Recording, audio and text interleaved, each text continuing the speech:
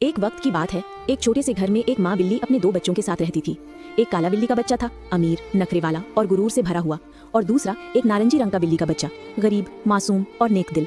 माँ को अपना काला बिल्ली बहुत प्यारा था। वो उसी से मोहब्बत करती, उसे अच्छा खाना खिलाती और हमेशा उसके साथ नरमी से पेश आती। मगर वही माँ अपने गरीब बच्चे से नफरत करती, उसे डांटती, मारती और बस दाल माश खाने को देती। हर रोज जब दोनों बिल्लियां स्कूल से घर आती, माँ काले बिल्ली को गले लगाती, मगर नारंगी बिल्ली की तरफ देखती भी नहीं।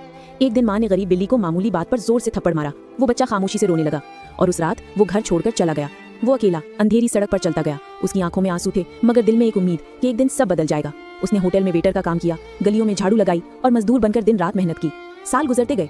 6 साल बाद वही गरीब बिल्ली मेहनत से कामयाब बन गया। अब वो दौलतमंद हो चुका था, मगर दिल में माँ की मोहब्बत अभी बाकी थी।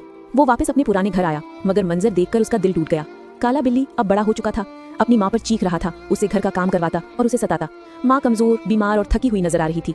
गरीब बिल्ली दौड़कर माँ के सामने आया और काले बिल्ली को धक्का देकर अलग कर दिया। अब वो अपनी माँ का मुहाफिज बन चुका था। वो अपनी माँ को अस्पताल ले गया, जहाँ वो बेहोश बिस्तर पर लेटी थी। वो उसके पास बैठा, उसका हाथ थामे दुआ करता रहा। जब माँ को होश आया, उसने अपनी आंखें खोली और देखा उसका वही गरीब बच्चा सामने बैठा है, जिसे वो कभी ठुकरा चुकी थी। माँ की आंखों से आंसू बहने लगे। उसने अपने बेटे को गले से लगाया और रोते हुए कहा, बेटा मुझे माफ कर दो, मैंने तुम्हें पहचाना नहीं था। उस दिन माँ को अपनी गलती का एहसास हुआ और गरीब बिल्ली के दिल से सारी नाराजगी खत्म हो गई। दोनों एक दूसरे को गले लगाए और घर में फिर से मोहब्बत वापस आ गई। ये कहानी हमें सिखाती है कि कभी किसी को उसके रंग, कपड़ों या दौलत से मत परखो। हर बच्चे से एक जैसा प्यार करो। ये कहानी यहीं पर खत्म होती है। अगर आपको ये कहानी पसंद आई हो तो लाइक, शेयर और सब्सक्राइब करें AI राजा को, ताकि ऐसी मजीद दिल छू लेने वाली कहानियां आप तक पहुंचती रहें।